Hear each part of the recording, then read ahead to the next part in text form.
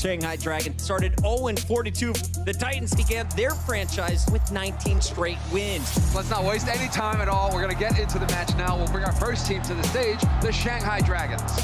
밴쿠버 들어온다. 오, 밴쿠버다. 왕들이 들어온다. 오, 왕기했다, 왕기. The Titans, this has been one of the most dominant teams in all of Overwatch, dare I say Overwatch history. I'm expecting them to try and go toe-to-toe with the Shanghai Dragons. I don't know whether it's going to work.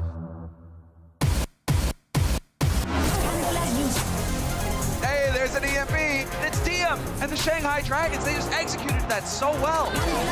Just a total wipe for the Titans.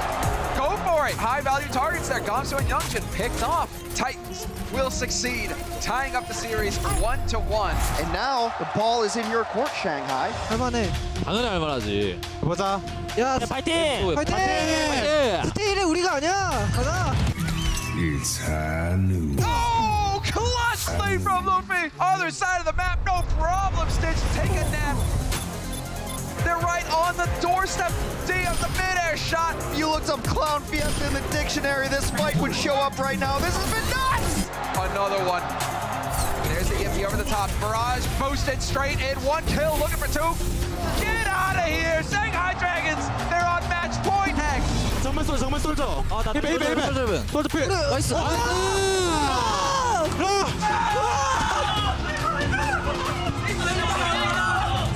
The Shanghai Dragons X, just like that. Vancouver, they were the ones who knocked, and they knocked on Shanghai's door. No one was home. They were in the sky. They were behind you. They were running Widow everywhere else. It's here, it's there, it's everywhere. Oh, where's the point? Welcome back. We have one more match for you here today. Shanghai Dragons going up against the Vancouver Titans. A rematch of our Stage 3 semifinal match. Shanghai then able to advance into that grand final and take it all. And they were the first team to prevent Vancouver from making a finals, Stage 1 finals champion, Stage 2 finalist, but they were prevented from going to the Stage 3 finals. There are no finals for Stage 4, but this is a revenge match here for the Vancouver Titans. Can they win? Can they succeed? Or they failed in playoffs? I mean, Shanghai Dragons have just been on an upward trajectory for the longest time. The last opponent really that they dropped something to was the Charge, I believe, in Atlanta. And otherwise, it's been nothing but cleanliness from these guys. Ding and DM, especially in those damage rolls, have just been absolute monsters, whether it's the Pharah, the Sombra, the Widow here for DM.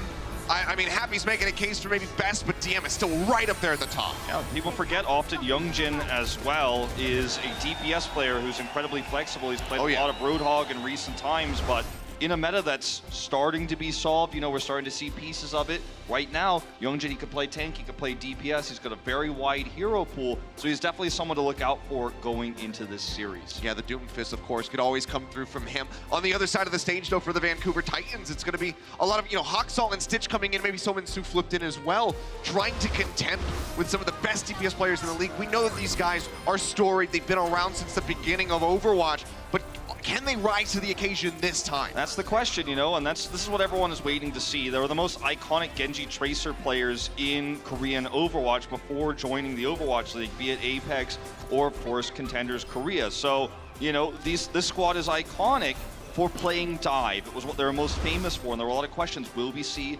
dive heading into Stage 4? So far, a little bit, sprinklings of dive, but it's been mostly tank-oriented, right? The Orisa Roadhog that's dominating with Widowmaker in the back lines. Yeah, we've seen a little bit of Genji here today. We have one of the OGs in Hawksall there on the side of the Titans, so maybe he'll get to pull out that blade today. We'll find out, but first, let's bring out their opponents. Our Stage 3 champions, ladies and gentlemen, the Shanghai Dragons.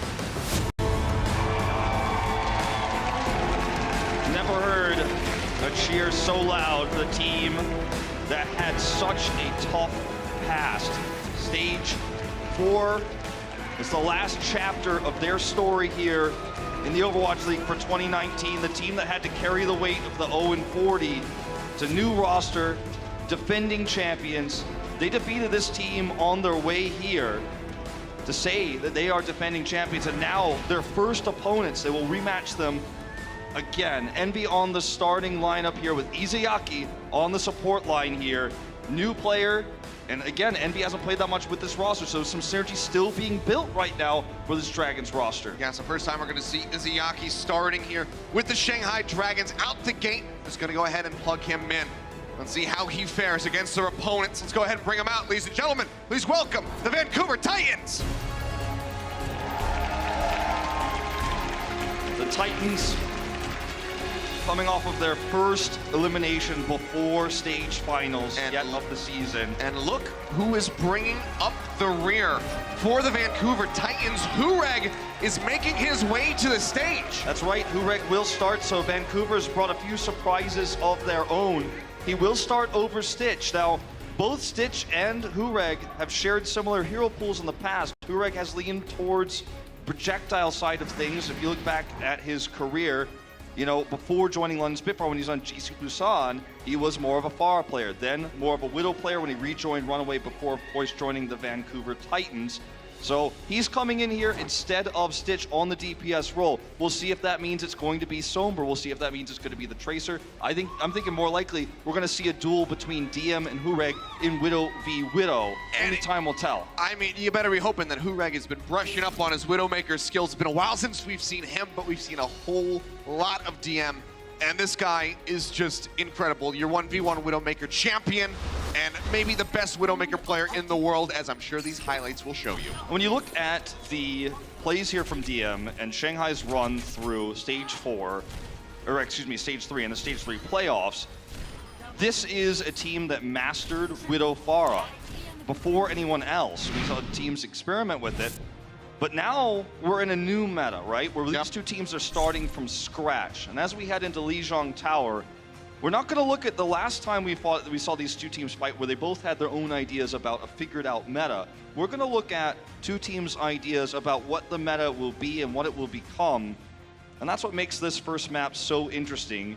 You've got Izayaki, a new player for the Dragons, his very first game, and Hureg, rare player to be seen.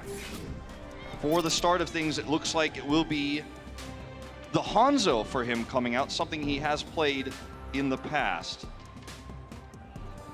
And the rare Janu Roadhog as well.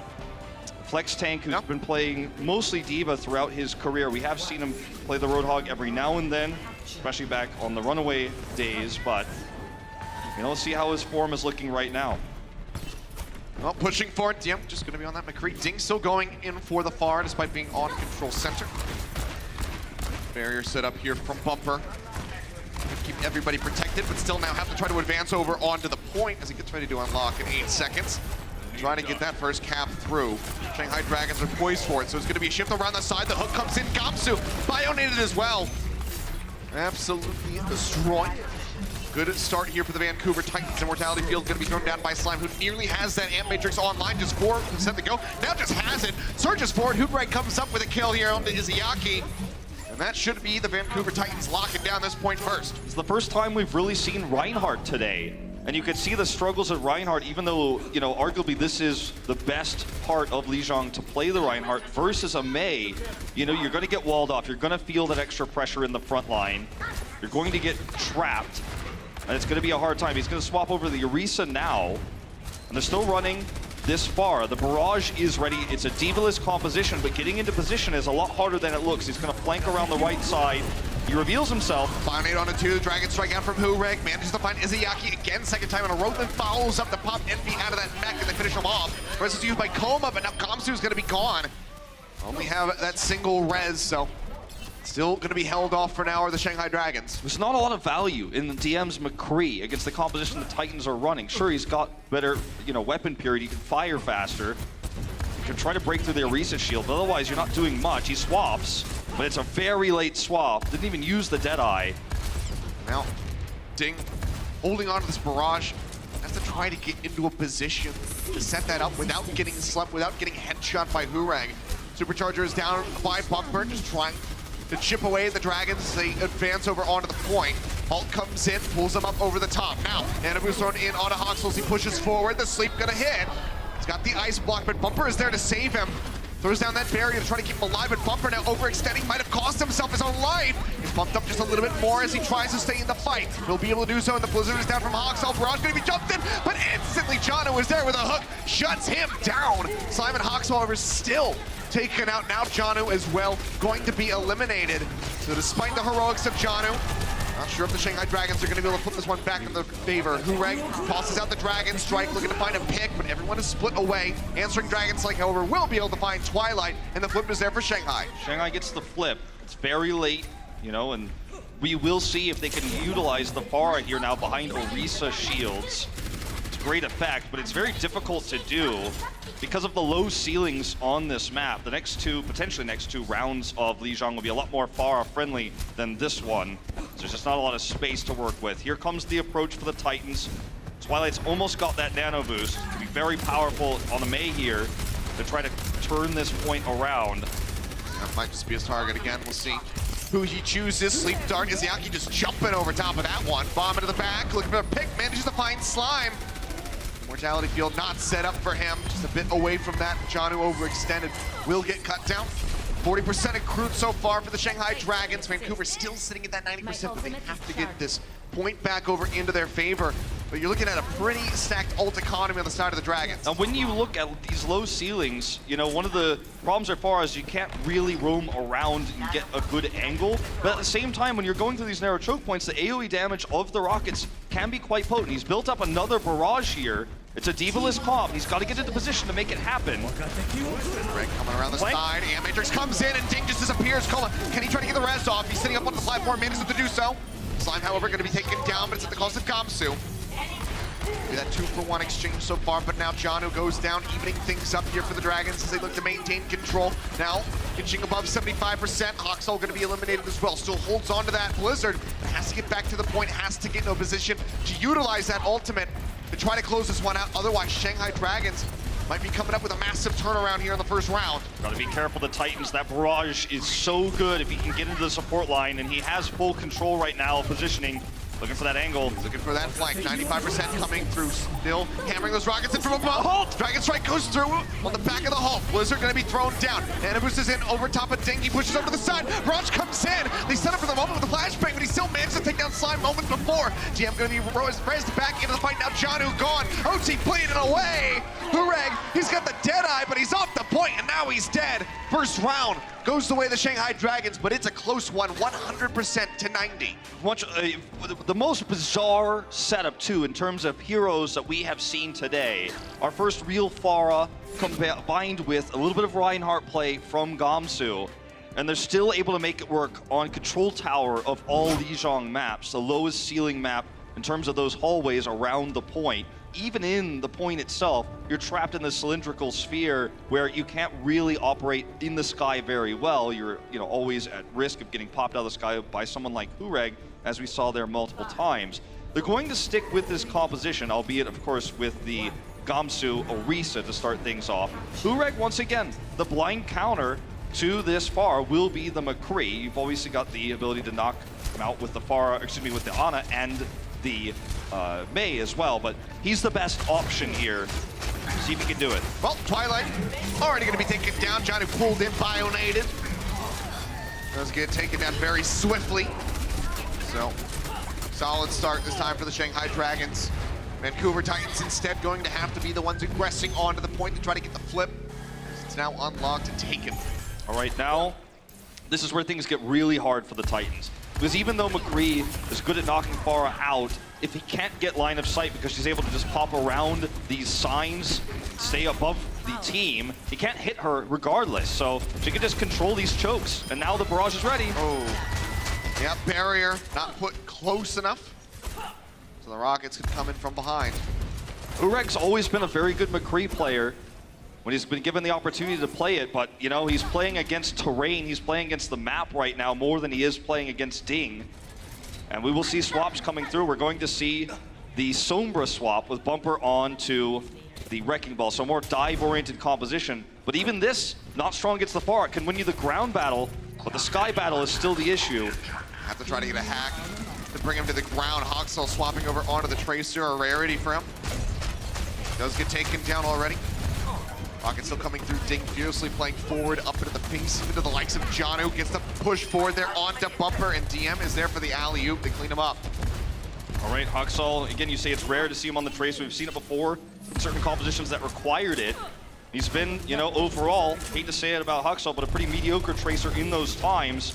This is no exception so far. He hasn't even built 20% of a pulse bomb. We're looking at 70% here and almost the big 6 of ultimates. Ding has free reign. Nobody's touching him. Yeah, dropping into the back. You can tell he was looking for that barrage setup, just couldn't quite find it. Anubis is out over on the Bumper, but he's just taking a nap.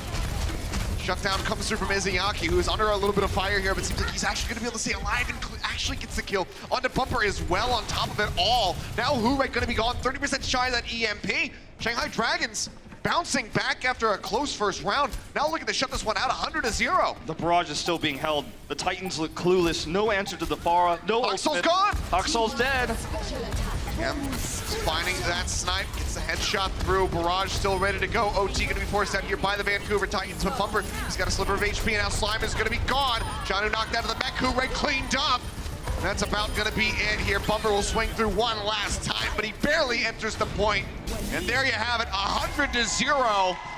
The Stage 3 champions fire back in the second round. They close out Lijiang Tower. Titans run Hurek. The experiment is not a success. You've got to expect to see a substitution heading into the second map. They try to blind counter the Pharah with the McCree. It's unsuccessful. The Dragons doing something no one's really done today, but finding great success. And again, the Titans struggling to adapt to a new meta. It's a forming meta. They've still got time, but a bad start. Well, a 1-0 start here for the Shanghai Dragons. Let's see what happens for Assault.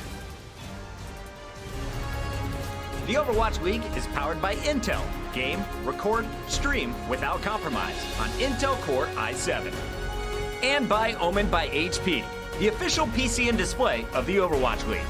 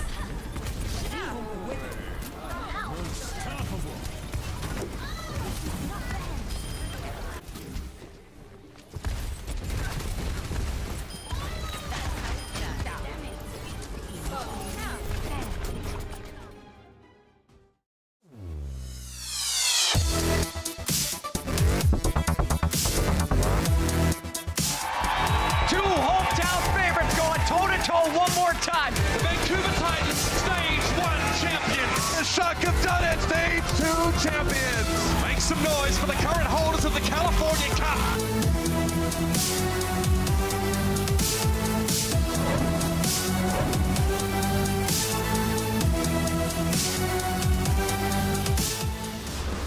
That's right, the Kit Kat Rivalry weekend is coming up just next month, and you do not want to miss it, so make sure you get your tickets. We've had so much fun at Dallas, at Atlanta.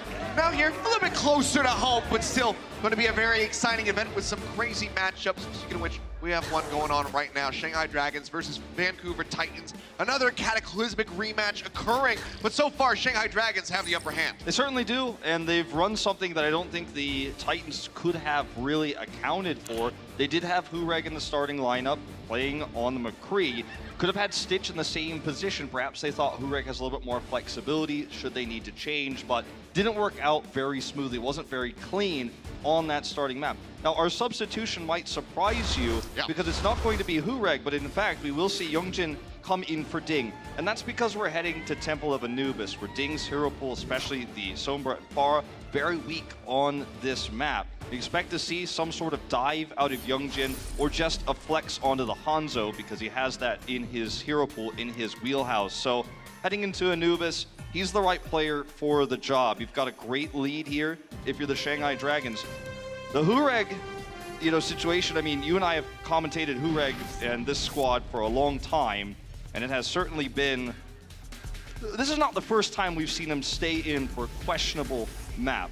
We do have these changes for assault maps with the 4 to 3 minute change and also the respawn change we've been talking about all day, but just want to remind everyone, if you just tuned in, the map has changed a little bit. Yep. But this is where we get to see perhaps the Haksal Genji. This is what people are looking forward to in terms of the Vancouver Titans. That's one of the most iconic heroes to player names that you will ever hear in competitive Overwatch, because he's been such a legend for so long, up there with Shadowburn. And, it looks like from the outset he's going to be using it here on the defense. Very rare to see defensive Genji on Anubis. It's usually on the attack. Well, when it comes down to Haksal, it's not too surprising. DM, however, will be here on the Widowmaker, so gonna see him square off a bit with Hureg, playing on that low ground at the moment. Biorady connects onto 3 as that barrier gets broken. DM looking for the snipe, saw Slime for a moment. Was unable to line it up, but instead finds the shot there onto Janu. It's a really interesting defensive setup here for the Titans. Haxal's building a lot of blade charge here with the pocket from Slime, but Hureg is not actually maximizing his damage. In fact, he's losing the Widow War. Push on the side here, gets a flank angle onto Youngjin. Looking to take him down. Haksal getting dangerously close to that Roadhog, will be able to leap out safely. Not going to get hooked through. He's going to try to wrap around the backside and harass for another blade farm here. But DM is actually in pretty good line of sight. Oh, he doesn't find anybody, and now it's going to be Slime taken down. A little bit of damage there, but otherwise it's going to be okay. Haksal into the back trying to harass this Hanzo. That's going to be the nano thrown down. Twilight actually going to be the one coming up with the kill as Haksal still plays forward, deflection up, looking for some kills. Very peculiar nano boost. He doesn't have the blade ready. He's not able to farm much off of it either. This is going to help them defend here, but that's a huge tool lost for the upcoming defenses. Good deflection coming through there. Envy receiving that nano boost, now going to be slapped. Twilight. His last hurrah before getting taken down by Izayaki denies away a lot of extra damage. Now the Dragon Strike going to be coming in, and Slime going right into that one. Sleep Dart connecting now over onto Janu. No defense matrix to try to mitigate a lot of the damage coming out. Push forward to the bio nade from Izayaki. Unable to deny any healing away from the members of the side of the Titans. And now the plate is out from Haksal. Managed to go up with 3! Slices and dices, 2 dashes to Nakoma, and Gamsu shuts him down. That might have been enough to actually hold them back. Holt Hook looking for another pick, unable to find it. Janu desperately waiting for that barrier to drop, trying to peel his way back into the back, is able to do so. It's going to be the D.Va remake here. They've got a great chance of holding this now. The blade comes up big. It's a triple, even without the nano boost. Haksal doing what he does best. But it's not over yet. That's a tool loss. Yeah, the whole hog out from Envy means he can't heal himself, can't mitigate that damage, so Bumper is able to come up with the kill. Hureg going to be taken down by Youngship. Looking for another target, goes in, gets the punch on the Bumper, takes him down with the left clicks. Now Haksal pulled in, eliminated. It seems like finally the Shanghai Dragons have been able to break through. Minute and a half remaining here as they start ticking up. This is a great way to deal with a defensive Genji setup. You don't care about his mobility. You don't care about his puny damage outside of the blade. You come in swinging. You disrupt the formation. Haksal can't peel for you on the Genji. You get stuck in that room. Youngjin carries A after a Dragon Blade defense. Now he walks to B with his ultimate ready. And Haksal isn't going to be able to Dragon Blade. He might get nanoed again without it. He might have to when this push comes through.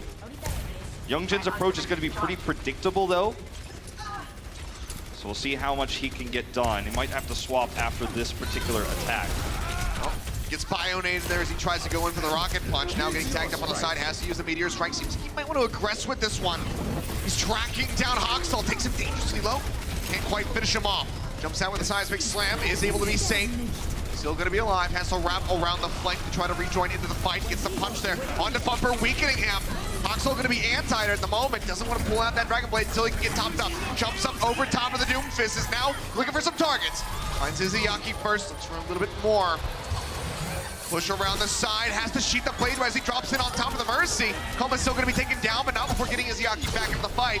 Now Gamsu, all that far forward and alone, will be eliminated. A nice deflection there from Hoxall. Comes up with the kill onto the enemy Ana. It feels like the runaway days of old. It feels like the blade is what you look for when you look for success here for the Vancouver Titans, because everything else is going a little bit mediocre, and both of the blades gave them last-minute holds, A and then B. But when it's gone, and the Dragons now walk in with 4 ultimates, including that critical EMP, the blade is missing, and it may have been a temporary reprieve, but the question is, how do they hold this one with no support ultimates to counter the EMP? Supercharger gonna be thrown down by Gamsu. Pushing forward with the barriers, and Hureg gonna be taken down with that EMP ready to go. Hoxall absolutely melted as the M goes down. It's that hack onto the Mega Pack just in case they need it.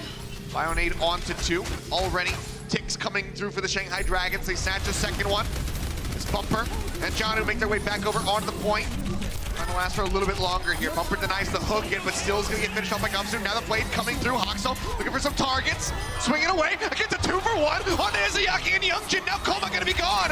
Actually holding them off. 2 minutes remaining here. Shanghai Dragons staved off again.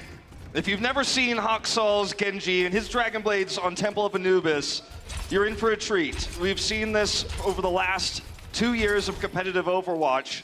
And, I mean, this guy is one of the most famous Genjis. I've said 1,000 times. Just want to highlight that again. This is nothing new. This is this player's comfort, and this is what the 2-2-2 roll lock will give him the opportunity to play.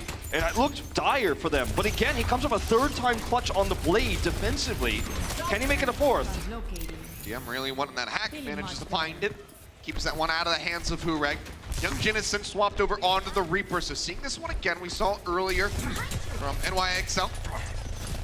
On Temple of Anubis. Jump forward here from Gamsu. Harasses Hoxall off that high ground.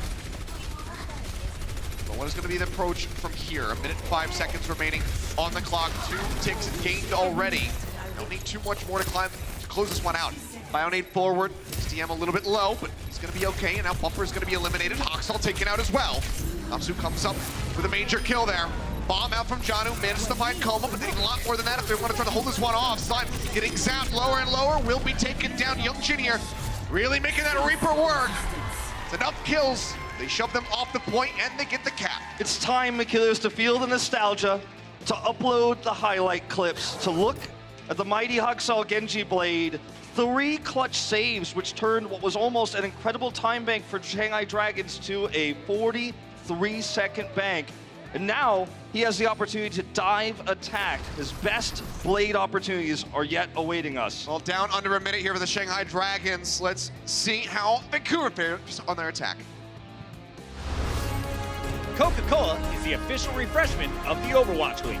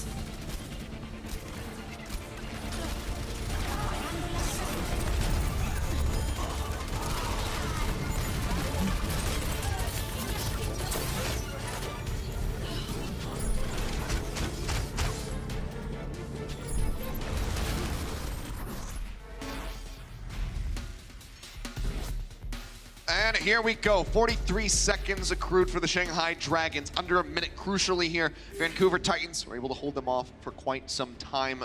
A lot of it to do with the heroics of Haksal, as you were saying just before the break. Some incredible blades coming through, some of them not even nano blades, but still coming up with multiple kills. Now, if you watch the previous series that Achilles and I cast, the second series of the day between New York Excelsior and the Gladiators, we talked a lot about the Roadhog, right? Or excuse me, the Junkrat, where we saw Libero attempt to use the Junkrat, even though there wasn't a Genji on the other side. As a countermeasure to potential dive, with Haksal starting the Genji here, with Bumper on the Winston, this is going to be pretty traditional dive with the Sombra instead of the Tracer. The Riptire is the biggest deterrent to Dragon Blade, so that's the matchup to watch in terms of ult charges. Can Youngjin outpace Haksal? He should be able to. Yeah, not going to be seeing anything like the Hanzo here for Hureg. Will be back over onto the Sombra. So, unable to snipe those tires out, much like we saw from Sherpa earlier. Haksal in a bit deep, trying to climb the walls and get the heck out of there. Not building a ton of blade energy on this first push. He's got Slime to potentially pocket him so he can get in deeper. But the Riptire is definitely going to be done first, barring a huge mistake here on the side of the Dragons. Yeah, unless Youngjin gets picked off. Bionade right now in onto Bumper. He's down to about half HP. Tossing in those remote bombs, looking for a pick. Unable to find one so far, and Janu does manage to stay in the mech. Haksal dropping here on the low ground, but as I say that, Izayaki is going to be taking down both supports. Twilight and Slime both falling at his hand. And that's going to be the Titans saved off for now. This was phase one, and it was pretty successful. You've got 80% of a blade. But on the other side, the Dragons have the EMP, they have the Riptire, they've got their own Anubis. I mean, they've basically got the big six. Gom's lagging a little bit behind, but otherwise, the ults are ready. The question is, can you use the tire to kill the blade, or are you going to have to use it before then, when the EMP comes out? You know? There's so many threats with this attack here for the Vancouver Titans. And as soon as Haksal dashes into the air, you know what it means. It's time for the blade. He's 15% away, and Hureg is the same. He's going to have to farm this last bit of EMP to get that pairing. Both of these Sombras encountering each other there. Gamsu is going to be hacked in the Riptire coming through, so not saving it for the Nano Blade, which is that crucial moment. And actually, Chana with a melee hit gets rid of the tire, so it won't even be demeched.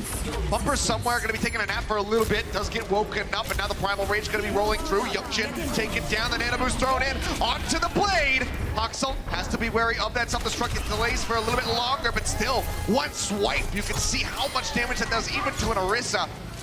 Helps cut down Gamsu, and now they're in on the point, getting this cap. The Riptire was really ill-timed. It wasn't a very successful Riptire. It came out way too early. Obviously, for us, it's really easy to see, the spectators, that Haksal didn't have a blade yet. They didn't have the setup yet. But for the Dragons, they might have assumed he was actually ready to go, and they wanted to disrupt it before the Titans had really committed to the dive. Didn't work out that way. Now the Titans have a great opportunity to get a way better time bank. Reaction there from Hureg, snapping back. Time to dodge out on the rocket punch. Also hack here on the Youngjin. Just trying to capitalize. Still has to be careful, but always leave a back door, as Sombra says. Look at this, 75% for the next blade. Just turning the corner, finding Gamsu. Says, oh, okay, I can just right-click you and farm a little bit more. Enemy's going to be swapping over onto the Roadhog.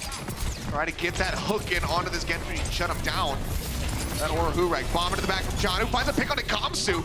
Takes him out of the fight just before that Primal Rage would come online. Already one tick going to be snatched up here, but Haksal will get sniped down by Izayaki. Rezu's used by Slime onto Twilight.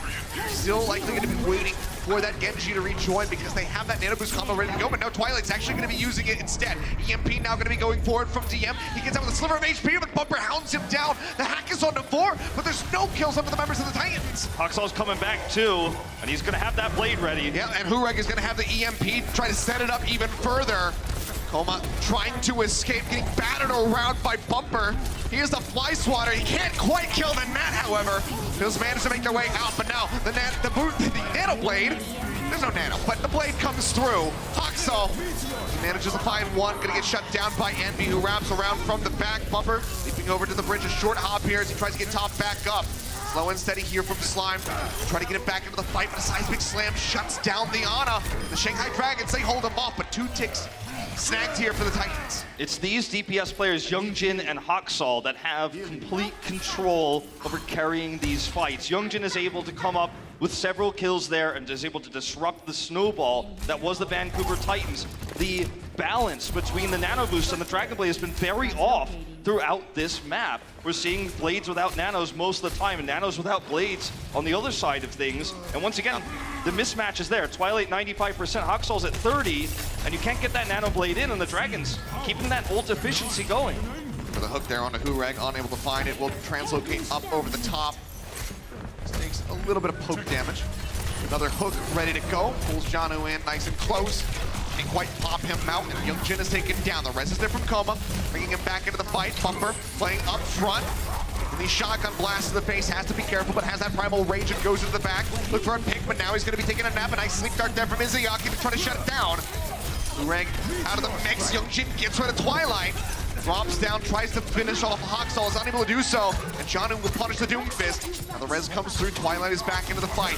EMP Dragon Blade just about ready to go if Haksal can stay alive. The whole hog is out from Envy, and he's looking to knock Janu out of the mech. He's able to do so, but it forces out that self-destruct. They will be able to make it back in safely. All right, looks like Haxal's hacked, can't use the blade. This should be another hold. Yep, Youngjin gets rid of both supports, and that's it for this push. All right, look, now this is the time where Haxal's going to have to shine with the blade again, and he's going to have to deal with EMP. He's going to have to deal with the potential sleep dart and getting hooked. They've got 70 seconds. It's not enough time to build a nano blade necessarily, you know. I mean, if you could make the decision to try to wait for the Nano Blade, but you give the Dragons time to build the rest of their ultimates as well. It's a greedy choice. Well, I think it's much better to try to use the advantage you have now with EMP. Oh, man. Got the punch off, but just wasn't charged long enough to kill. Okay, this is the chance. This is the shot. They've got one shot at this right now. Before Youngjin is back, the Blade's gonna have to be big. Look at the defensive position here of the Dragons. Yep, Nano toss forward there onto Gomsu as he tries to get that primal rage online. EMP connects on the 5. Haksal unable to use the blade. Hureg unable to use his own EMP. Does get taken down. DM and Coma, however, going to be eliminated from the fight, but they're going to be respawning quite soon. Haksal goes up into the air, just trying to avoid that primal rage. Now the blade coming out, looking for a target. He's looking for Gomsu. Cuts him down, 2 slices, now finds Youngjin, but is that gonna be enough? We're entering about into overtime here for the Vancouver Titans. Umber is gone, but Izayaki is as well. Pushing forward, and that will be it. They finish with time in the bank, but it is damn close. Titans barely get over the finish line. Haksal with these miracle blades. Every time it seems there's no hope. Every time it looks like there's just no way the Titans can turn a fight. He pulls the blade, and we're seeing him get 2Ks, 3Ks, 4Ks, and winning these fights. They've got the inferior time bank, but this is absolutely winnable. Yeah, it's still going to be very close. 1 minute and 33 seconds for the Dragons. 1 minute even for the Titans. Let's see what happens in OT rounds.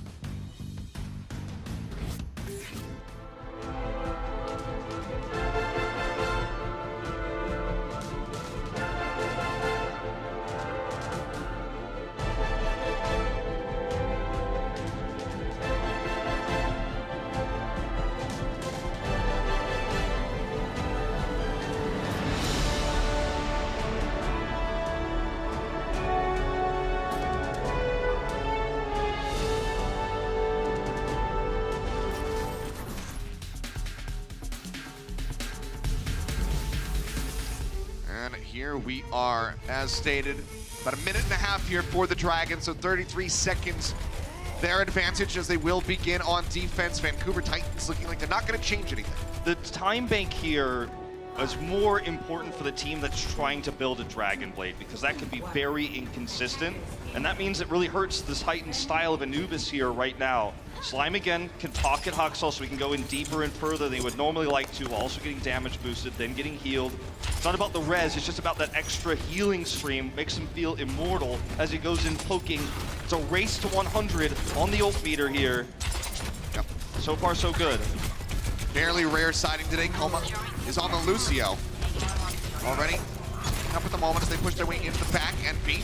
We can beat over a decent amount of charge here, and Youngjin's going to be taken down at the crucial pickoff here as Bumper manages to find him, but he himself might fall, and he will. Coma manages to finish him off. Haksal going to be gone. Coma gets Slime.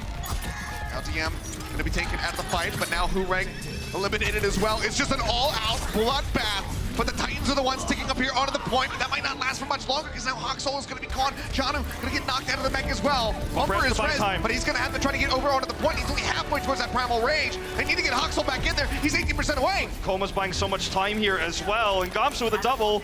Slime going to be gone. 47.6% built up so far for the side of the Titans. Can they get more? Bumper going to be hacked here for the moment. The Primal Rage clearly online. Can he last long enough? Koma is buying so much time. The sound barrier is available. He drops that one. He saves Youngkin's life. Sleep connects on the bumper. Now the heal denier as the Primal comes in, and he just can't live. The EMP is there. The plate is down, but Hawksol is dead as he hits the ground. Gamsu able to finish him off. The EMP connects, but it does not matter. Only DM going down. Now the Nano thrown forward onto Gamsu to clean him up.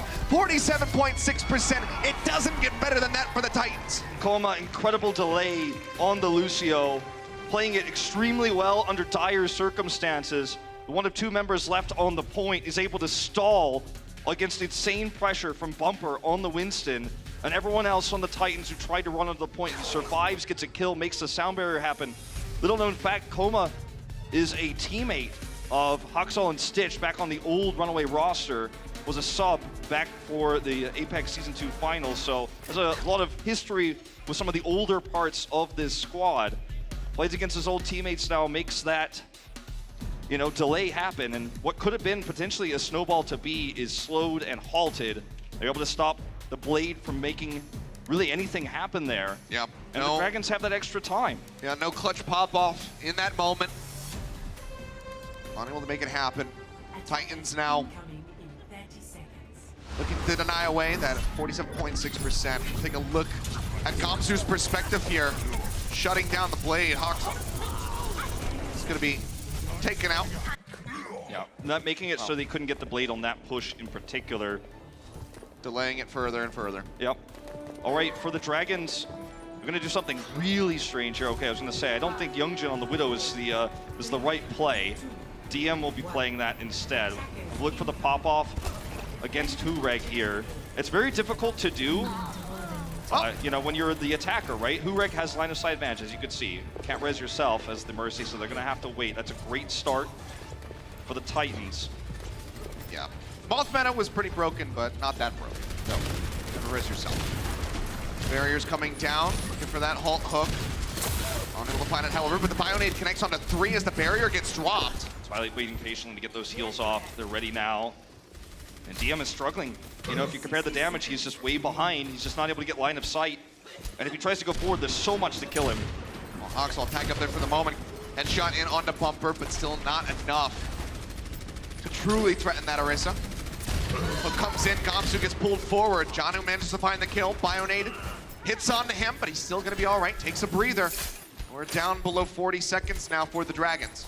Dragons are in dire straits. No Led away, that's going to be the pull. Just holds Izayaki in place long enough for Hawksol to clean it up. No opening ults outside of the Nano, and it's delayed. DM gets Hawksol, but he should be rezzed. Slime comes in. Oh no! Another pull forward, and Envy, he gets taken out. Janu retreating, has the barrier thrown down. A great wraparound from Bumper. Can you to help protect them? Can you deal, Shanghai, with the 6 ultimates that are about to come your way? The Nano Blade, the Valkyrie, everything. Touching the point is priority 1. Oh, looking for the halt hook, but this time, it's going to be Envy. He manages to come out on top. We see another Miracle Blade. That's the question. Pushing their way forward. Hawksol dashing. Manages to help take down Gamsu. No, drops around the back. The sleep comes in. Izayaki. He shuts him down. The headshot is there from DM. Now he's dueling against Hureg. Jumps up over onto the side. Can't quite get that shot. Misses one onto Slime as well. Still looking for it, but now he dunks in behind the barrier to stay alive for a little bit longer. Supercharger gonna get finished off. Pop up over the top. DM misses the shot onto Hureg. A true Widow 1v1, but DM is gonna be the one backing off as he gets body tagged. Now Izayaki and Koma both gonna be eliminated. DM finished off by John, who is then swapped over onto the Wrecking Ball.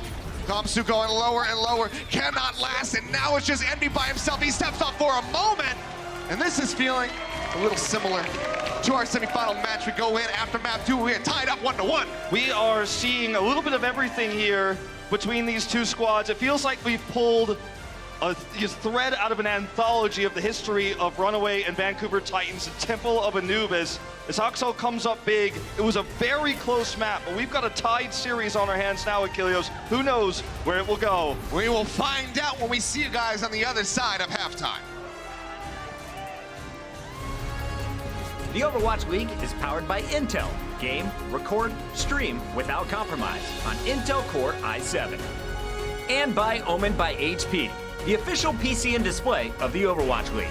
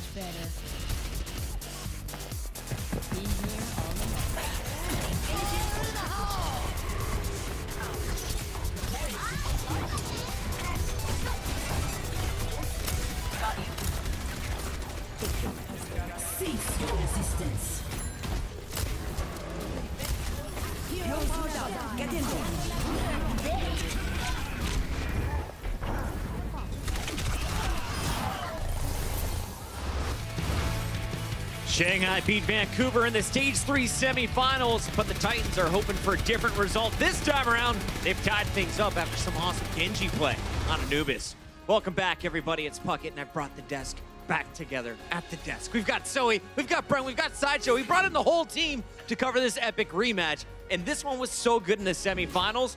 Today, we're in for another treat with a totally different meta.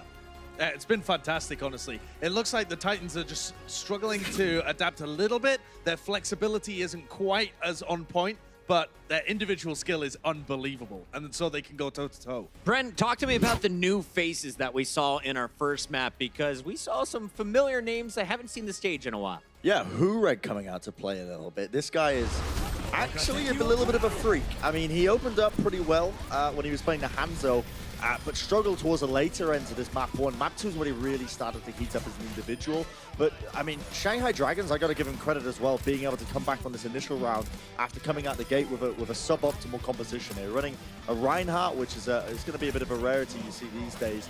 But they absolutely dismantled the Vancouver Titans composition. And this is what you were going on about earlier, Josh, talking about the flexibility of the Vancouver Titans and their inability to kind of play certain compositions. I mean, Shanghai had so much shield pressure. I feel like the last thing you want to be playing is an Orisa comp into that. Now that you mentioned that Hureg was in, Izayaki coming in fresh for the other side from the Shanghai Dragons. And I was generally a little bit surprised that they decided to field him as the flex support, because frankly, Luffy popped off in the finals. Like, he played out of his mind, and he was such on an upward trajectory that I'm frankly a little bit surprised to see the new face being fielded against no other than the Vancouver Titans. Yeah, it didn't do too bad, though. Actually had a pretty good game. Izayaki playing strong, and that helps the Shanghai Dragons get map 1. Then we went to Anubis, and you were saying to Brad backstage, bring out the Genji, bring out the Genji. The boy brought out the Genji. But I whispered it 3 times in the mirror, and he finally brought it out to play. Like, this is unreal. This is what I've been waiting for all season long. He's probably the most animated I've sounded as well,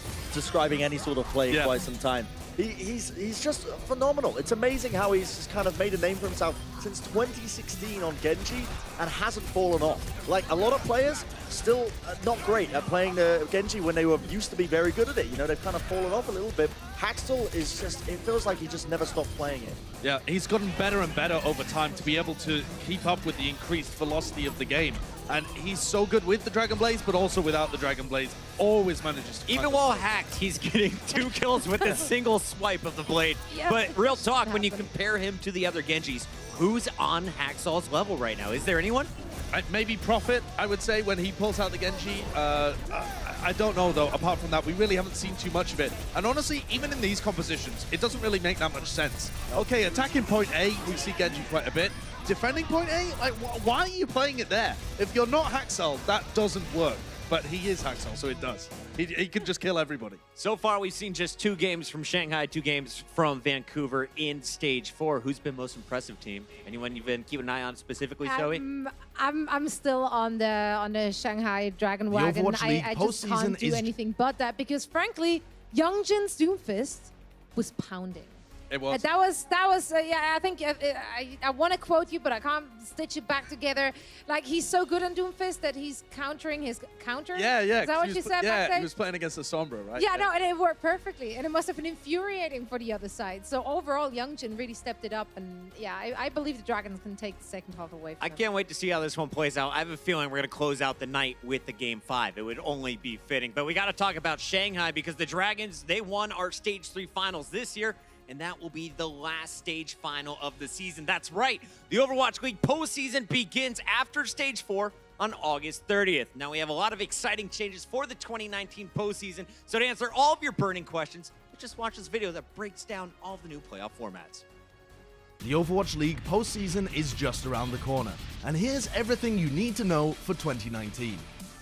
This year, the top 6 teams automatically qualify for the 8-team playoff. The 2 division winners get the top 2 seeds, and the other 4 teams are seeded according to their overall record. Teams 7 through 12 in the overall standings have a chance to earn the 2 remaining spots, but first they have to make their way through the play-in tournament. Starting on August 30th, this 6-team, single elimination play-in tournament will crown 2 winners, who advance to earn the 7th and 8th seeds depending on their overall records. Once our 8-team bracket is set, we'll kick off the playoffs on Thursday, September the 5th. This year's format calls for a double elimination style bracket. So even if your team loses in the first round, they'll still have a chance to win it all. Over the following 2 weeks, 8 teams will duke it out for Overwatch supremacy until only 2 are left standing. Our 2 finalists will go head-to-head in a winner-take-all single elimination match at our Grand Finals in Philadelphia on September the 29th at 3 Eastern, noon Pacific on ABC, Disney XD, the ESPN app, and Twitch. Ladies and gentlemen, give it up for our own Overwatch League, David Attenborough! Well done on the voiceover, Josh. Well done, Josh. But real talk, amazing voiceover, and more importantly, amazing content in that. We get double elimination in 2019. Right, if you're not familiar with this kind of format in general for tournaments, it is probably the most dumb-lit format we could go with. I'm so excited for That's it. a technical term, by the way. Matt Morello? Dumb-lit, or dummy-lit as well, if you're Matt Mr. X Morello. But, like, I actually love it because elimination formats, they make it so much more exciting. If your team gets knocked out, they're fighting off from the brink. You get some phenomenal storylines out of it. The playoffs are going to be absolute madness. You're doing great, Brent. And you know what else? If you're dumb lit, guys, get your dumb lit tickets right now. We get it on AXS.com/Overwatch League. That's right, guys. AXS.com/OWL. We'll keep it simple and short for you. What's up? What is that melody? I can't do it. I can't do a Dutch accent. You're trying to put me on the spot. It just sounds like an His English accent is not really Dutch. Narration was Was it? good. Doesn't sound Dutch accent Dutch. bad. This music sounds good, and it's the surprise that we've been promising you guys all day long. The melody may have tipped you off, but we'll make it official. The newly released hero Sigma will be included in the playoffs this year. That's right. You'll see the brand new hero. So if you're afraid that you'd have to wait another year to see the Overwatch League pros use Sigma's kit, never fear. He'll be at the league finals and to close out playoffs here in 2019. We got to look at all of his new kit maneuvers. And Josh, you got a chance to see them firsthand as we went down to Blizzard. What do you think? Yeah, he's a really interesting hero. He's one of the most cool heroes in terms of his design and theme. I think the Origin trailer is an amazing one, the best that they've ever put out. Can he go toe-to-toe with all the other ones? Toe-to-toe. You're actually terrible. Get her Get out of here. It's because he doesn't wear shoes like Bren. Yeah, pretty much. Yeah, me and like Sigma it. got that common rule. I'm really interested to see how the pros use her in compositions. I think the design of the main tank is a bit more like a main tank, but I think he'll actually get used as an off tank. Even though he has that experimental barrier and he has that crazy good ult, I think he needs to be paired alongside like maybe an Orisa or a Wrecking Ball, maybe something like that. I don't even think we should be thinking in those concepts of main tank and off tank because broaden your mind. Yeah, Expand broaden your mind. horizons. Open your mind up to new possibilities because he offers such a weird kit. It's not like it's kind of like a hybrid almost, like between them in terms of utility, having a shield. We're going to get more gameplay, guys. And you know where we're going to get that gameplay? The Where? PTR. If you didn't know it, you can play Sigma right now on the public test Great realm. transition. Just go into your Overwatch League little Blizzard dashboard, click down, go down to the PTR, log in instead of North America. Play tonight. You can play Sigma tonight. That's going to do it for our halftime. We come back. It is Shanghai. It's Vancouver. The plugs are done, but the games aren't over. More games after this.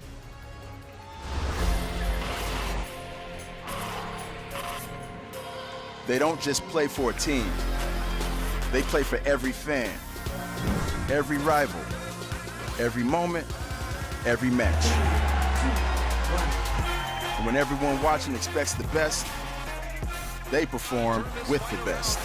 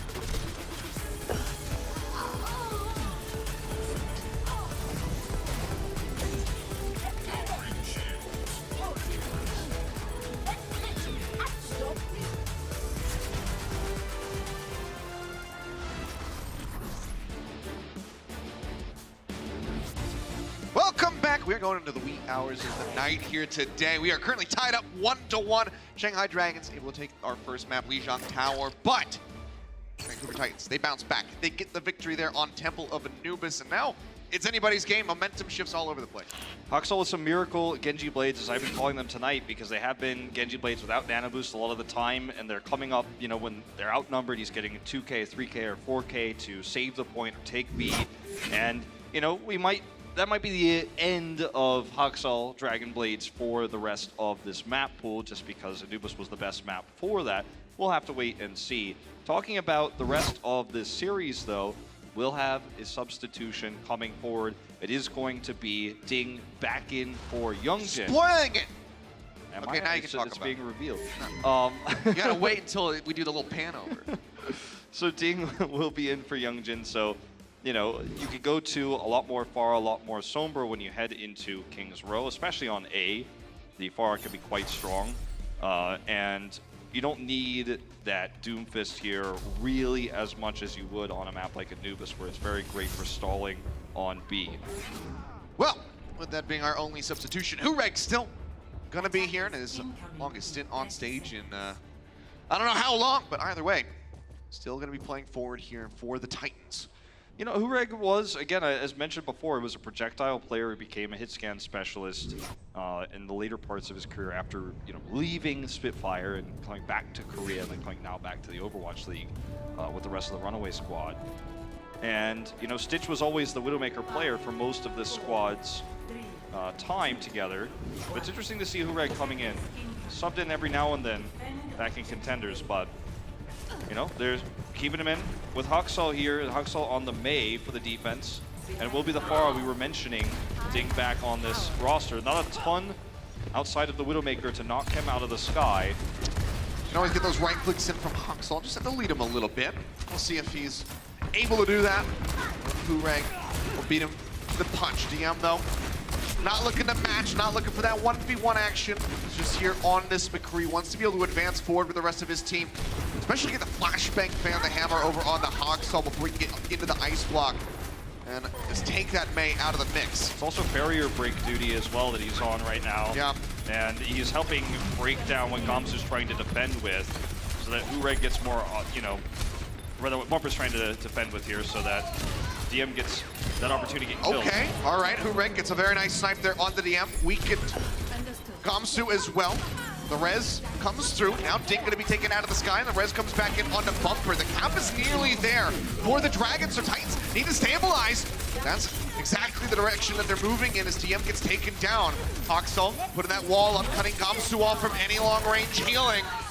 We'll be able to finish them off, and they actually save them off, but 2 ticks gained up to 83.5% there for the Shanghai Dragons, and now DM is going for the Widowmaker. Infrasight is ready, so it's difficult for DM to keep this a secret. He's just going to wait, obviously, until that has worn off. Now that he sees it has, he is going to try to look for a flank. Hureg doesn't know the exact angle. For Ding right now, you know, he's got the barrage nearly ready. Okay, well, Gamsu taken out. Yep. Oh, trying to block the res there, not going to happen. Close call though, almost get blocked that it. channel off before the wall comes through. Yep. We'll continue in. That's ice block down, or ice wall down. Yeah, 5 ultimates here for the Titans. Ziyaki slept for a moment, but no one able to punish. Push up over the top. Oh, hello! It's a shot there into the back of Ding. Anubis comes through though, and he is going to be quite all right for the moment. Has that barrage online. Going to hunt down that enemy Widow. Can't quite find him yet. Pull down lower for the moment. Still getting pocketed, still going to be all right. Blizzard used there by Huxall. This is a bad situation here for the Dragons if they can't convert, and the Nano is gone. Pull in now onto Envy, looking to pop him out of that mech. We'll go ahead and just jet his way in. Over to the side, now comes back in, looks for the self-destruct, but everyone is able to pull back away, and Bumper is still maintaining control of the point, pushing forward, looking to finish off Gamsu. Will be able to do so as Ziyaki gets taken down, and Ding, well, he was completely surrounded. He is staggered there, and they should be able to easily get Janu and Bumper back into position. For the Dragons, you know, the barrage, they still have it, but they don't have the nano boost for that extra safety. And this is looking really bad for the Dragons in terms of tools to break open this point on. It's very difficult when you have a sleep dart, you have right clicks, Moxall, and the, you know, just straight up snipes coming through when you're trying to set up for a barrage. There's no diva, but getting into position to use the barrage is the challenge, is why even though he was nano boosted, he just wasn't able to use it. Huxall nearly building up another Blizzard as well, yeah. 94%, so very rapidly built up. DM gets sniped by Twilight mid-grapple. Barrage comes in from Ding, he manages to find 2, but Coma, the pharmacy, completely gone. Freeze in onto Envy, trying to find a kill. He's just gonna get taken out. 30 seconds remaining now for the Dragons. And the Titans have so many ultimates here to control this point. Infrasight buys time. Now when the respawns come through, they've got a Blizzard. They have the Supercharger for damage. I mean, the Dragons don't have much. DM's gonna use his Infrasight second. It's not gonna do much for him because he can't shoot through the walls, he can see through. Supercharger coming in, flank angle coming down.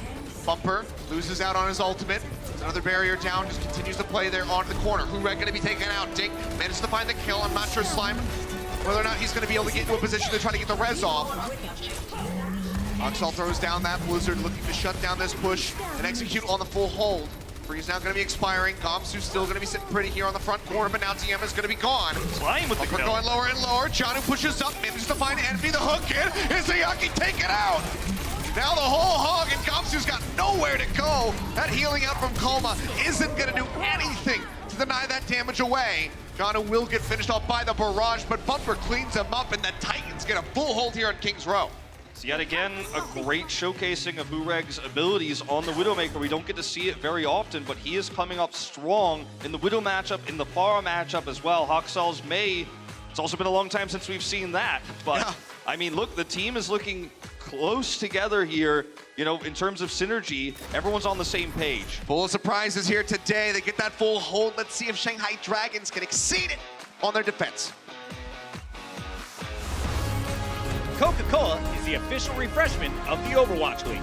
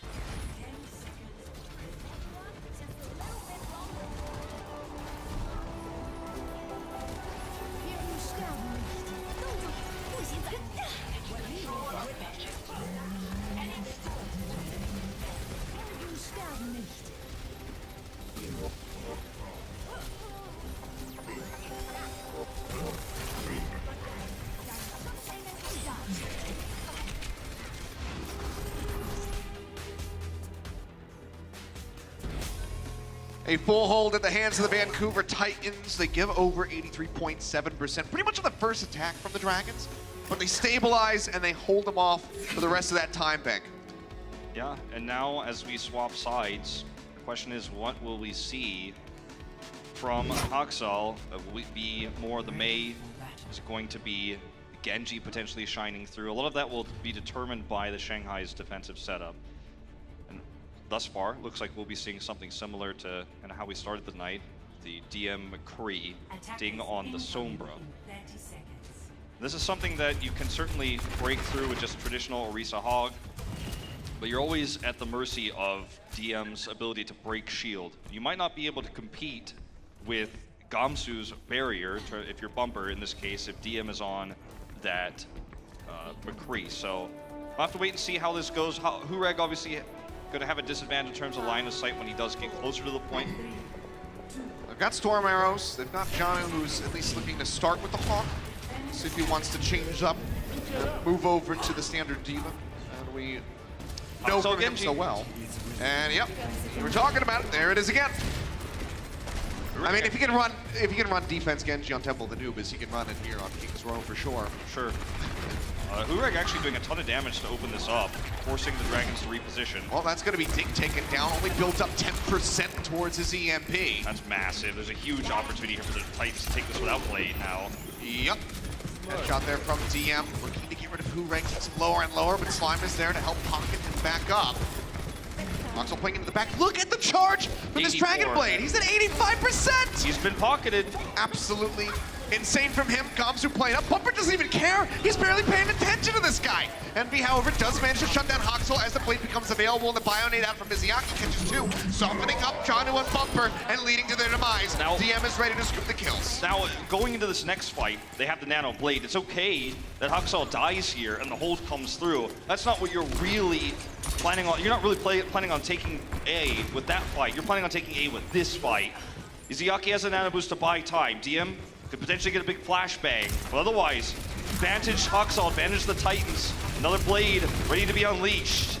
40-second blade. Very quick. Hoxel. Still going to be ready to go. Sleep Dart connects onto Gamsu. He's already so low. Trying to top him back up. He will be woken up, but that's going to be the Nano Blade coming in. Gamsu's the first one to disappear. Deflection coming in onto the Electric Cowboy, and DM shuts him down. The deflection not timed well enough. Res onto Bumper. His first tick actually might just get snagged here by the Vancouver Titans, who are still playing far forward. Urega on the side denies DM that health pack.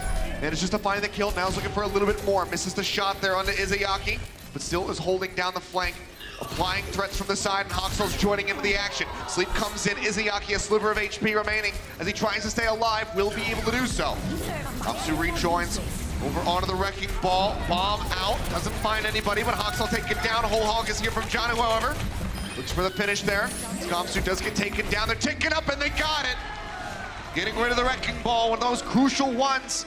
And that is going to be the Vancouver Titans. The Vancouver Titans taking the lead 2-1 here in this series. Feels a lot like we've stepped into the past. We're seeing the Hoxel Dragon Blades come through, Twilight with the Nanos, Shanghai Dragons trying to run McCree, trying to use the Sombra, the comfort pick of Ding, but it's just not enough to stop the Hoxel Blades. And again, the Titans come up big. They are one map away from getting that revenge from the playoffs. Shanghai Dragons going to be looking to tie us up and force out a map 5. We'll see if they can do it when we come back.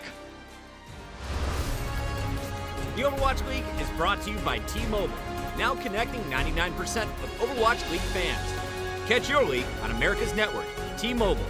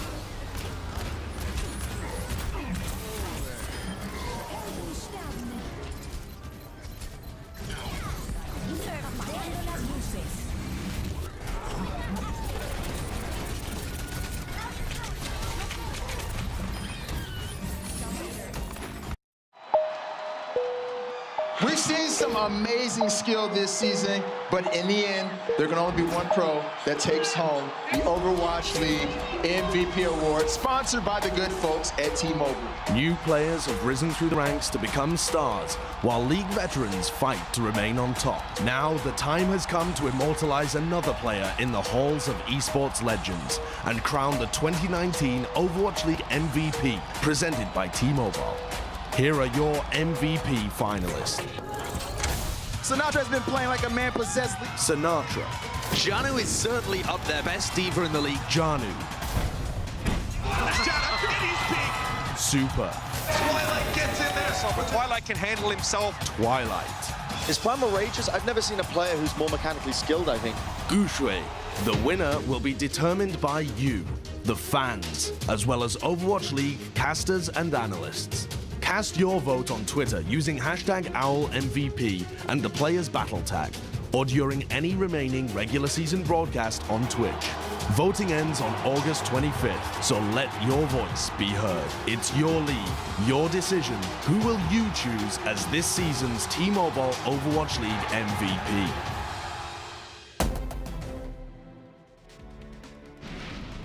Sideshow poses a good question there. Who will you choose? It's your league. Now it's time for your vote to be seen. So make sure you guys go ahead and vote for your favorite finalists on the Twitch overlay, or go to Twitter using the hashtag ALMVP and the players battle tag as well. So get your votes in today. That is going to be closing on August 25th, the last day of the Kit Kat rivalry weekend, I do believe. We've got 2 of those 5 candidates right here on the Vancouver Titans in Janu and Twilight. They weren't subbed out like Stitch, who is still going to be on the bench as we head into Junkertown, which could be potentially our final map of the series. And, you know, it has been overall a pretty good performance we're seeing from Hureg at the moment. I mean, he's outclassing DM, one of the players that, you know, we consider to be one of the best Widows in the world. I mean, we're seeing, you know, the method to the madness now as we go later and later. It was looking very rough on control. Even Temple of Anubis, the Sombra, was a bit shaky coming in from Hureg, but the Widow, it just seems like he's at home with that pick. And I got good news for him. Junkertown is potentially the last map of this set as we get ready to move into Escort. So it's good for the Widow. It's also quite good for the Genji. Yeah, and it's about defender's advantage here on Junkertown and how long you can hold your opponent at these important locations where the defender will have sight advantage. We talked about it with Route 66 earlier. It's been discussed a lot today on this map when we aren't seeing the Bastion attacks that we have seen so much, you know, over the course of many, many stages of Overwatch League with Junkertown. But as we head into this one where attack is on the side of the Dragons here, Vancouver Titans will have Hureg on the Widow. First, defensively, controlling A, trying to buy time there, then controlling the gate after A on B. Those are the moments as the defender where you really drain the clock. And those are the parts you really want to hold on to tightly.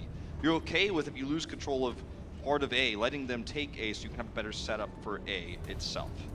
So as mentioned, Widow and the Genji going to be there for Hureg and Haxel, but Twilight is going to be starting on the Brigitte. We've seen a couple teams do this here today. We'll see how the Titans fare with it. You get an extra barrier with this, and you also get the ability to shut down something dive-oriented. With no Young Gen here for the Dragons, I don't think we'll be seeing anything like that. But you have that extra burst heal at range for Haxel and the Genji. As you can see, he's already gotten his first armor pack now. We're going to keep him topped up. Be operating here in the center.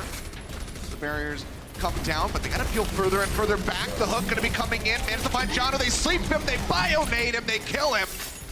He's gonna be gone, and this is gonna be a very strong push here from the side of the Shanghai Dragons. Running the Genji here is not standard, you know? Yeah. And the Titans are trying to make it work again. Well, making that kill work at least.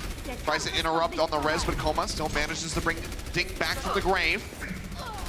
Twilight now going to be taken down, bio-nade over onto Haxel as he goes lower and lower. He'll be able to stay alive. He's 25% away from that blade, but isn't going to be enough. Slime not going to be taken down. Excellent help there from Twilight to keep him alive initially. He is dead now. And just get eliminated. Gomsu there for the follow-up bumper. Trying to stay alive on the cart, but not going to last too long, nor is Janu.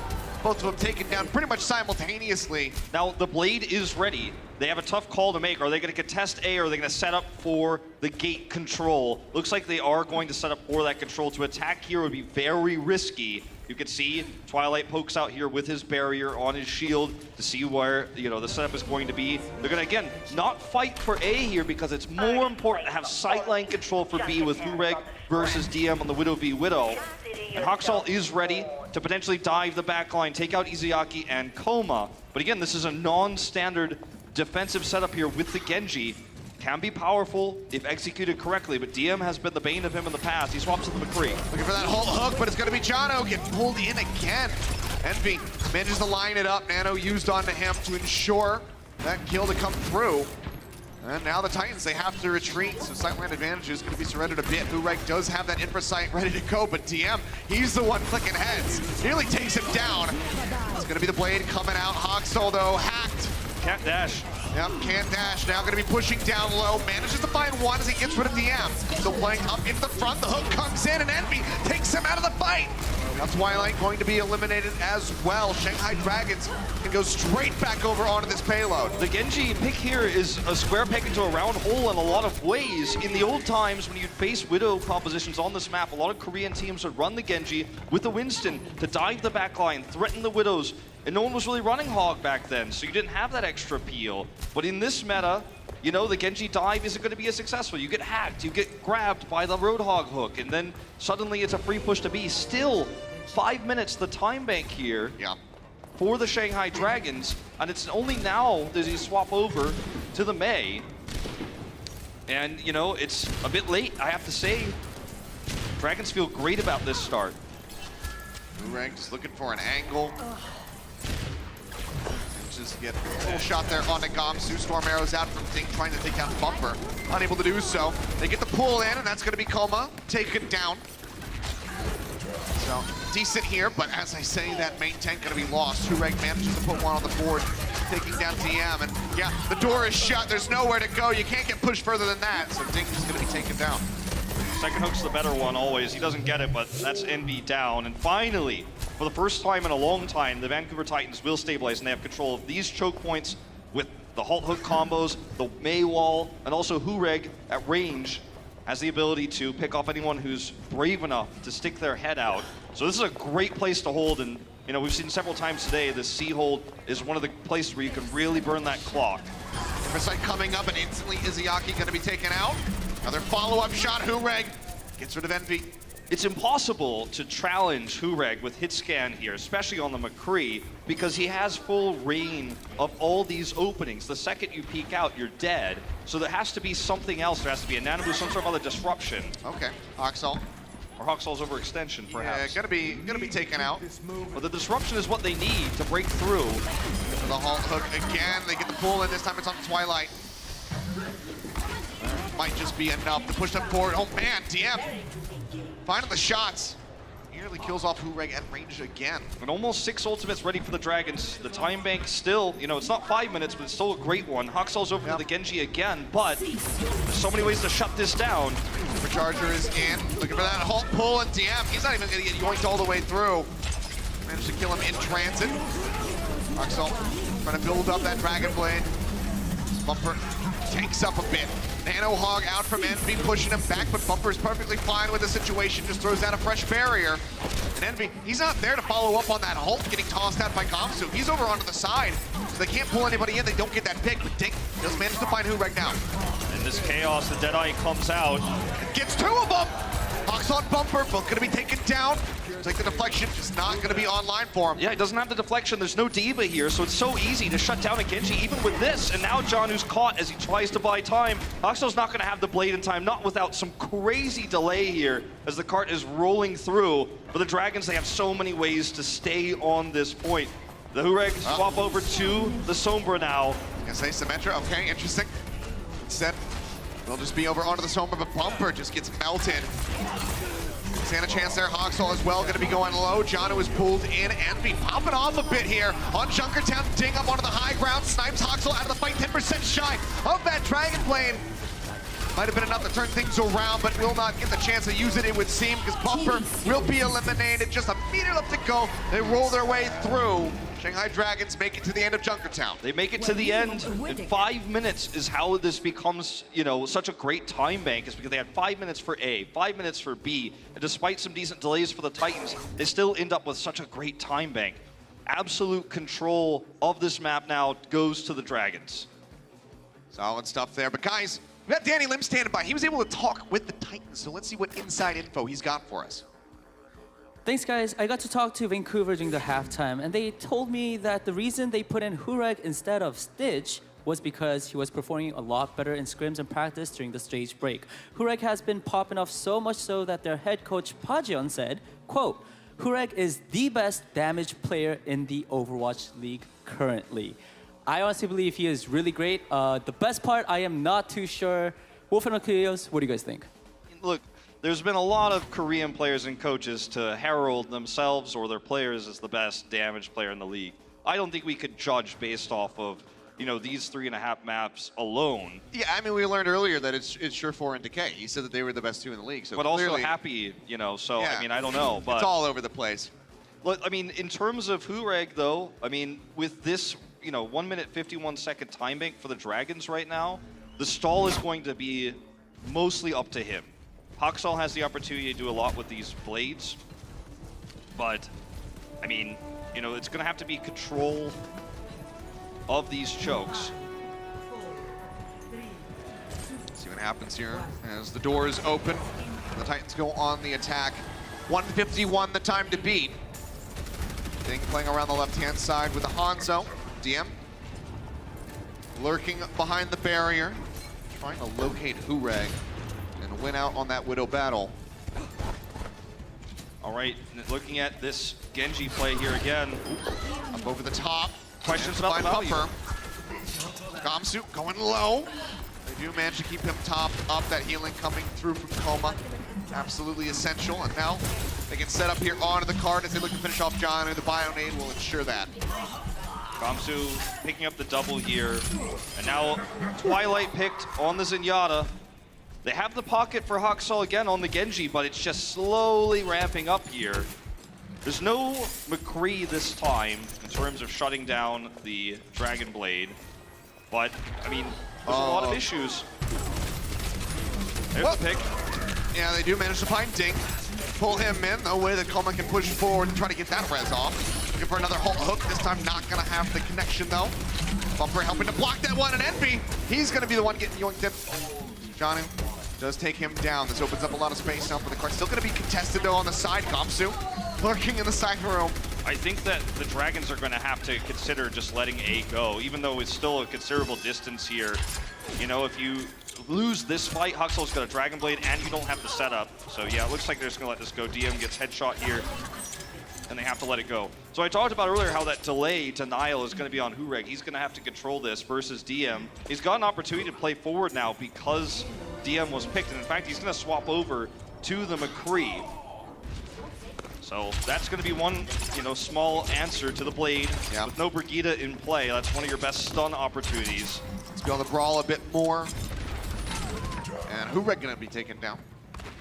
Another hook coming out. Gamsu off the high ground. Gonna keep himself safe. Dragon Strike rolling through over towards the cart. Twilight under some fire, halted back in. It's gonna force out the Transcendence actually. Uses that. I think a lot of the rest of the team disconnected as the gate had shut. Or another hook. Tosses that one in. Gets the pull on the bumper. And he's taken down. Haksal, he draws out the blade, but DM from the side. He didn't know which DPS to look at, which one to go for. Haksal stuck between a rock and a hard place. Does get taken down, and that blade gets nothing. We can obviously talk about how legendary Haksal has been in his career on the Genji, and he's had great performances tonight, but it's a hero that doesn't match up with the meta or the compositions that are being run, and that's why his blades have been so poor. He comes in now, obviously, with the Genji, flexing a little bit here, but the time bank has been depleted quite substantially during that moment, you know, where he's trying to blade. Down to 3.5 compared to the 5 of Shanghai. Ult's coming in, but Envy, he gets pulled in first, and Hureg, he's got the shot to help take him down, and Hureg, oh my goodness, gets the triple, goes forward up towards Coma, and he takes him down as well. Godreg, he is on the stage. Haksal just smirking there. Take a look at his player cam down on the stage as that happens. Hureg is trying to carry this team right now. And, you know, we had Danny report on the fact that he's been doing well internally in scrims. It all makes sense, you know, and his Widow has been looking absolutely stellar. You know, the players have known 222 is coming for a while. He's been getting ready. Gamsu pushing out here, does another get that one. Bionade, but the barrier is cutting off the healing as Iaki can't get anything through. Both supports taken down out of the pool there onto Envy, and suddenly Vancouver Titans, they get a nice and easy push through onto B in the latter half. And now they've got 4 minutes in that time bank. All right, 4 minutes, a minute less than what Shanghai had when they rounded the corner here on B. In terms of ultimates here, Titans with a pretty nice lead, and they have that Transcendence, which, you know, we're not seeing a ton of Zenyatta today here on our first day of the roll lock, but can be quite powerful for sticking to a point. Ooh, coming out, yeah. Janu completely isolated. The second hook is always the best one. Nothing that he can do there. Dragon Strike in. DM playing around the angle, and Hoxel manages to find 2 kills. Ding and Envy both going to be taken down. Bumper is eliminated, but they're still pushing up. Still finding kills. Vancouver Titans, the final stretch here. I mean, this is incredible what they're able to do with a worse starting time. Failed Dragon Blades. Urek's popping off. Hoxel comes up with a Dragon Strike, turns a Lost Fight into a 1-1. He's got eyes over on the side there onto Ding, trying to chip him out. Nearly takes him down. Kamsu drops a supercharger with Hurek. He gets the shot on the Ding. He's looking for a bit more now. Sees DM, he wants the shot. He gets the one on the Kalma instead. Gets rid of the res potential. DM gets cleaned up. Titans, they glide through the final stretch of Junkertown for the finish. They have a much stronger time bank coming into this. Feels like Hureg's been in a hyperbolic time chamber, training and preparing. The smile on his face is because he finally gets to be the star player for this roster. He's been on the bench all season, playing only one other time. But now he's here, and he's front and center. The Widow everyone's watching. 1 minute and 4 seconds, the advantage to the Titans. Let's see what the Dragons can get done when we come back for OT.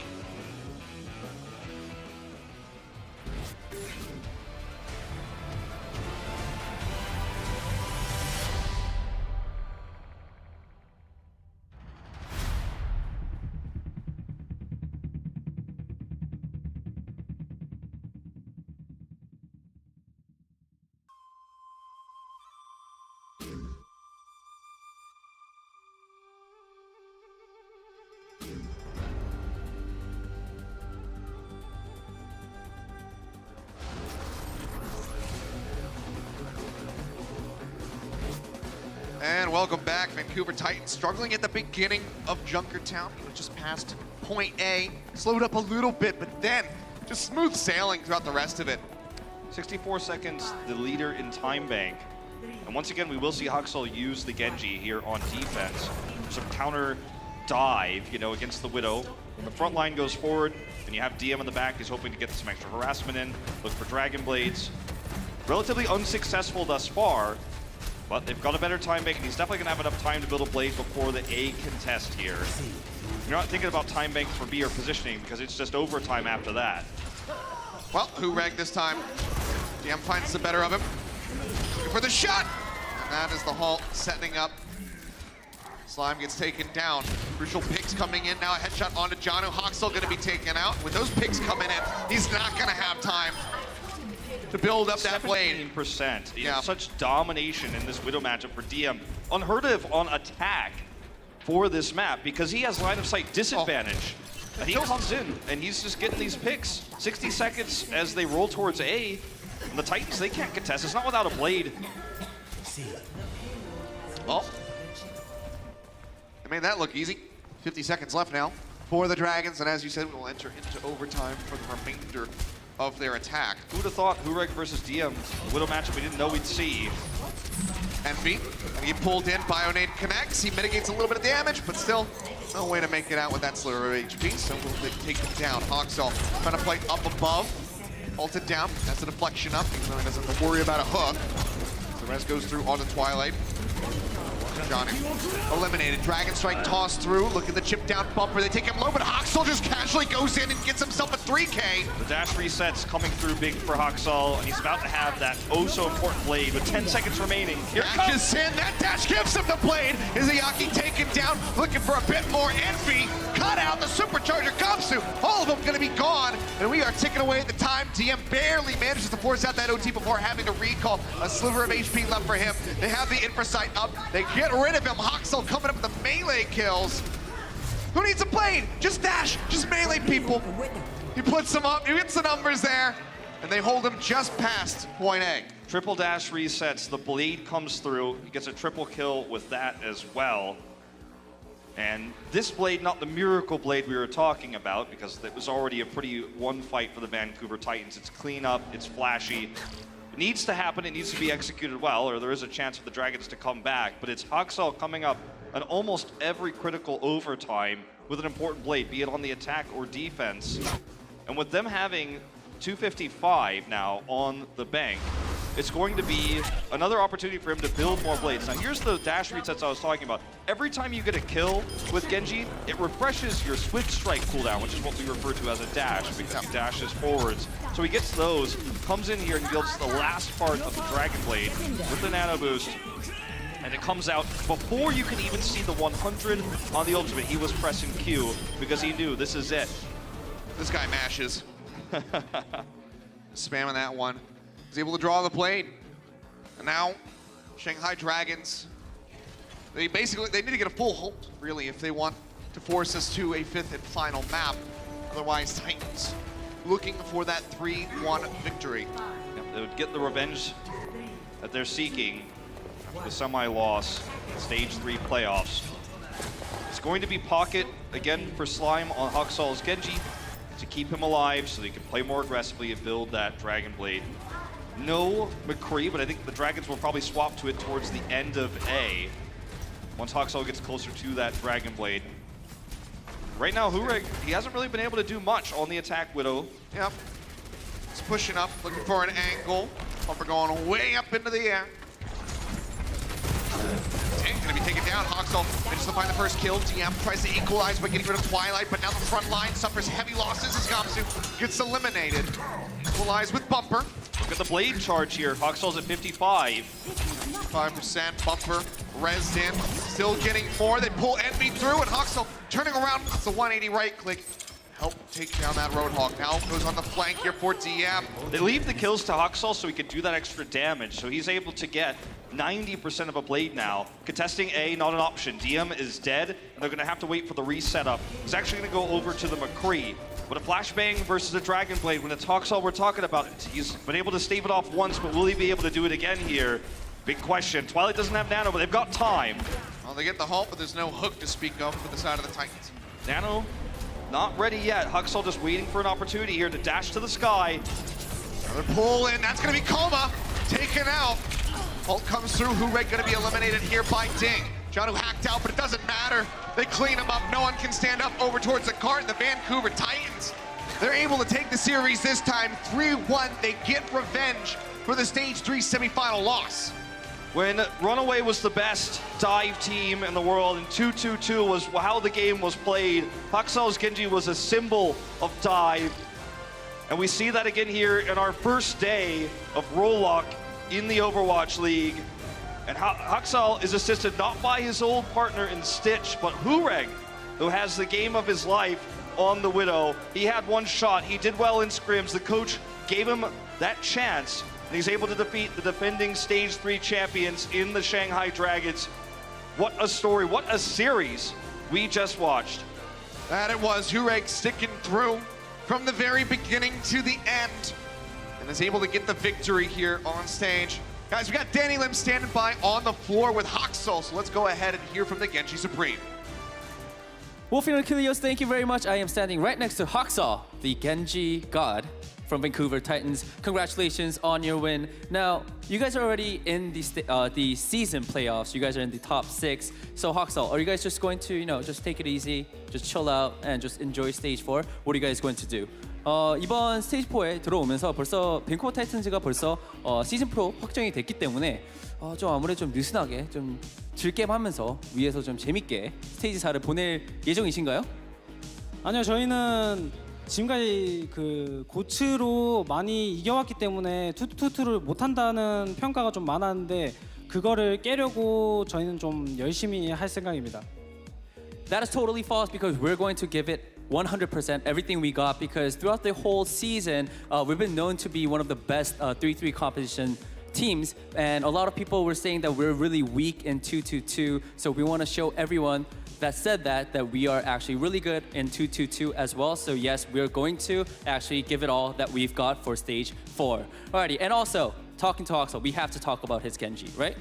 I mean, your Genji was amazing, and with the recent 2-2-2 roll lock, you were able to actually play Genji full time. How does that make you feel? 아무래도 학살 선수 하면 겐지, 또 겐지 하면 또 학살 선수가 아닐까 싶습니다. 그래서 또 이번에 또 2-2-2가 적용이 되면서 학살 선수가 좀 더 많은 겐지 플레이를 지금 또 굉장히 많이 보여주시고 계신데 좀 어떠세요? 좀 오랜만에 또 자기가 또 좋아하고 잘하는 겐지를 좀 쭉 사용할 수 있어서. 저는 일단 브리기테가 없어진 게 너무 기쁘고 그리고 좀 투투투 오니까 겐지하기 좀 편해진 것 같아서 좋아요. So first of all, I'm just really happy that I don't have to play Brig, and Brig is almost deleted in our comps. So I'm very happy about that, and it just really feels good, and I feel really comfortable playing a damage hero, playing Genji in front of the stage. Alrighty, thank you so much, Hoxall. Everybody give it up for Hoxall, please. Casters, back to you guys. Thank you very much, Danny. Good to hear from Hoxall. Good to see him back on the Genji.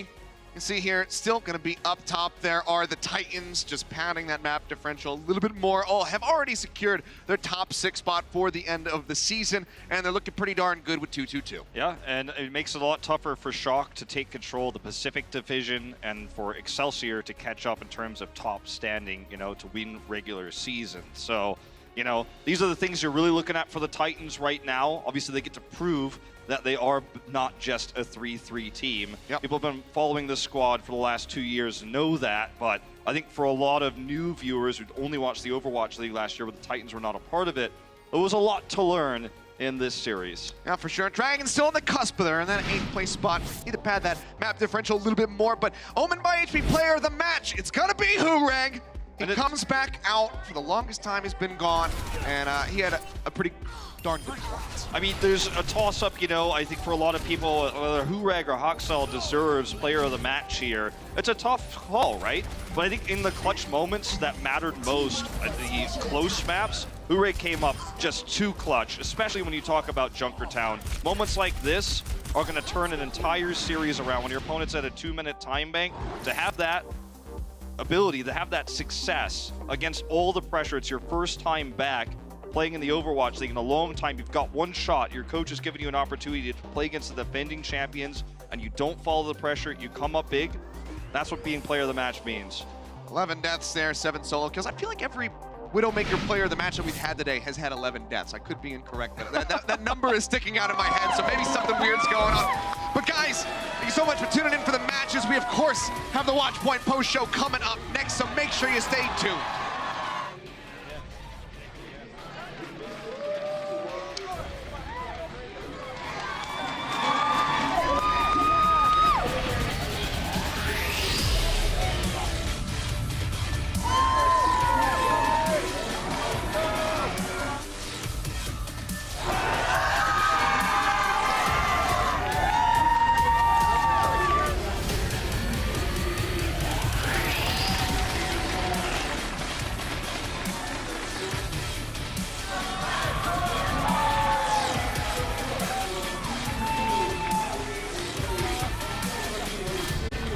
The Overwatch League is brought to you by Toyota, official North American partner of the Overwatch League. Toyota, let's go places.